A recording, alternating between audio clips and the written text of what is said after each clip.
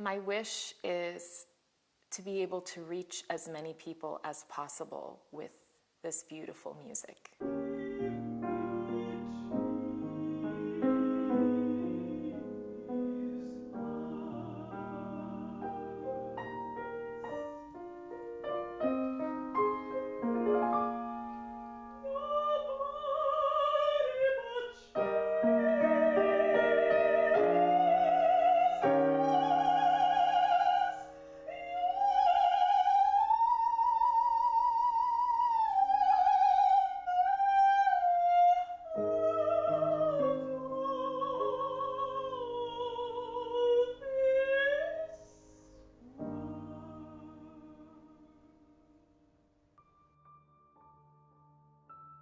I was working at our embassy in Jordan, in Amman. My portfolio included the performing arts. I remember thinking about, what could we do that would be interesting for Black History Month? One day I received a message from a good friend from college, Daniel Ernst, who used to be the pianist for my voice lessons. So I was called in to accompany on occasion.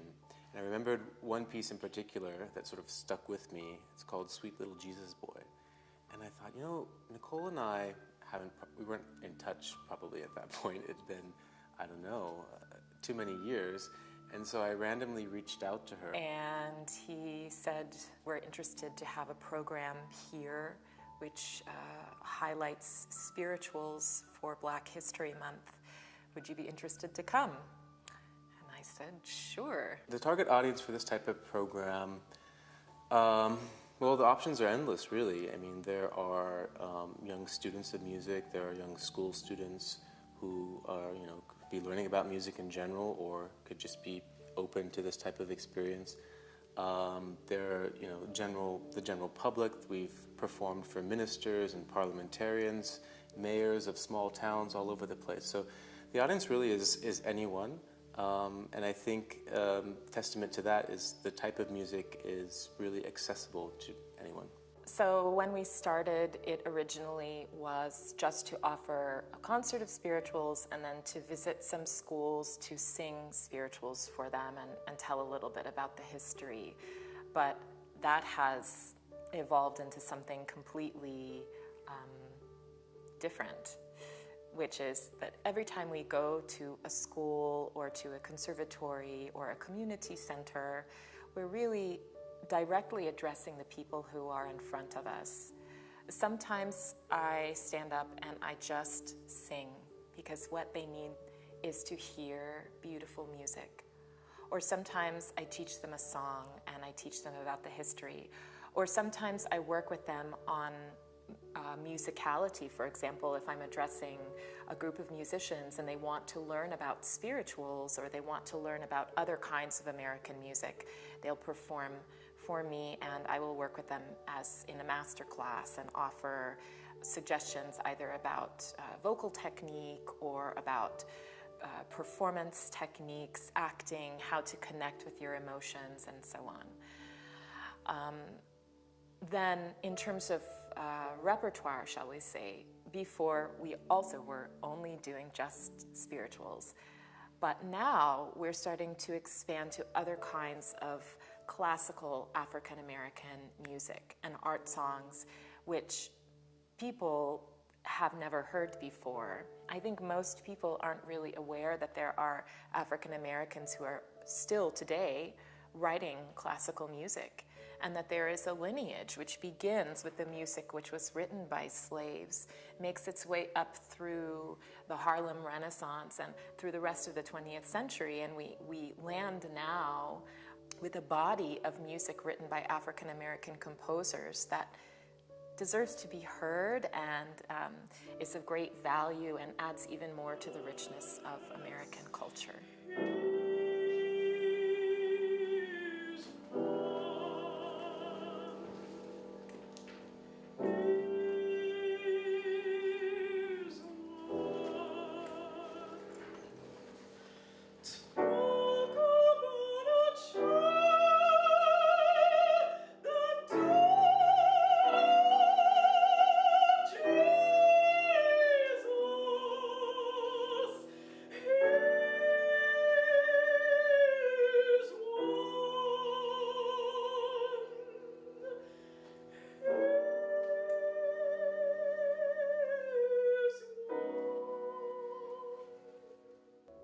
lot of places in the Middle East, people have not been exposed to this type of music or to even classical music or performing in a classical manner. So at the outset, sometimes there's a bit of shock and surprise. They don't know what to expect. But I think that dissipates after a while, and people really see what amazing music this is. And, they just start to become really involved and invested in the performance and what's going on. And then afterwards, inevitably, we find that people will come up to either Nicole or me and just sort of thank us for bringing this music to them, something they didn't know existed. And it's the type of music that really touches your soul. So I think, regardless of what language you speak or your religion or where you live or your socioeconomic background, I think once you experience this type of music, I think you are almost disarmed in a way, but also you're able to then connect with people in a different way.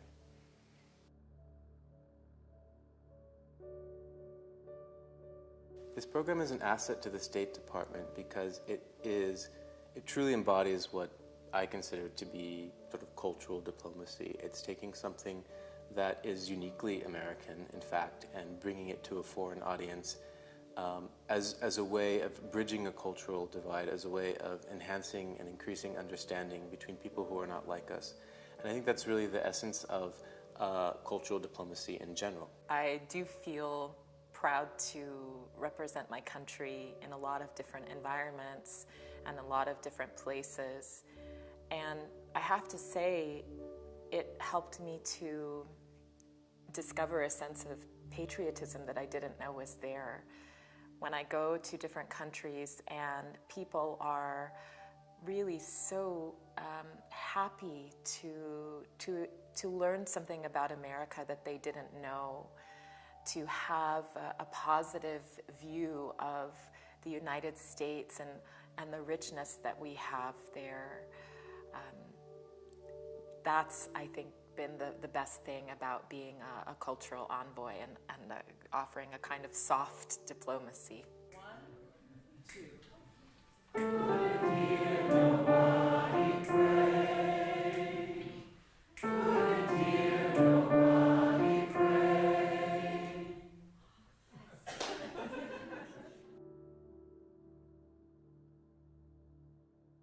Nicole Taylor is a wonderful person. She is a great communicator. She's a great educator. And I think it goes without saying that she's a fantastic musician. So I think she in particular is truly an asset because part of performing is communicating, but to be able to connect with an audience or an individual is not something that's easily done. But I think she sort of embodies, she's the whole package. So I think that's who she is. My message is that, well, first of all, African American music and culture is much broader than what you see on television and what you hear on the radio. It's so deep, and it's something which touches not only people who are in America, but it really touches the heart of everyone. These spiritual songs, which were written by people who helped to build the United States and helped to make the United States great. So when I sing these songs for people in various countries, a lot of them have never heard a spiritual before, or they think they have because they've heard gospel music, but in fact they haven't, because spirituals come 100 years before gospel music kind of came on the scene. They precede jazz, precedes pop and rock and all of this stuff, but at the same time is very much the root of this popular music that you hear all over the planet. You know, you walk into any cafe or restaurant or any club, turn on the radio in many countries, and the first thing that you hear is American music. So people have already an affinity for this sound, and they don't know why.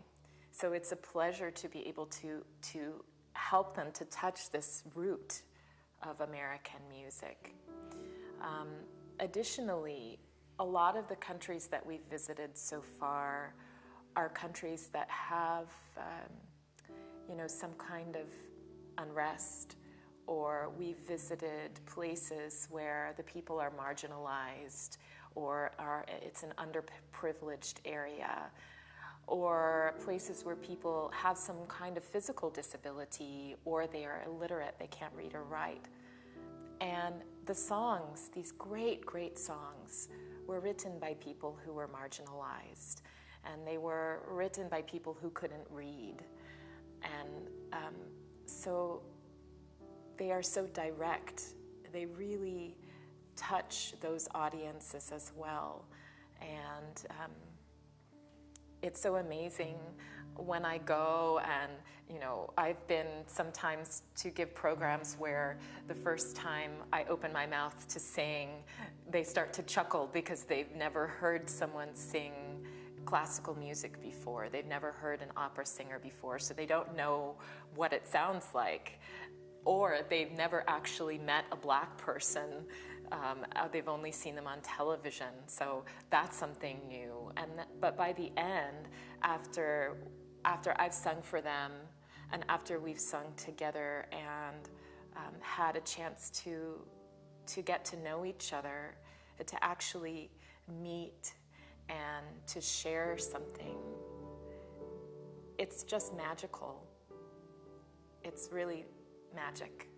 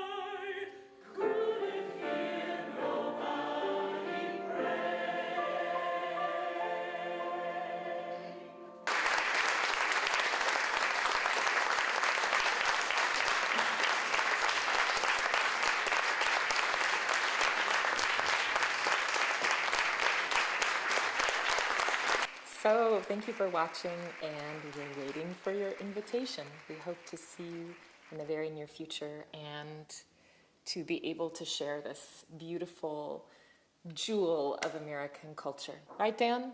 Yes. Right.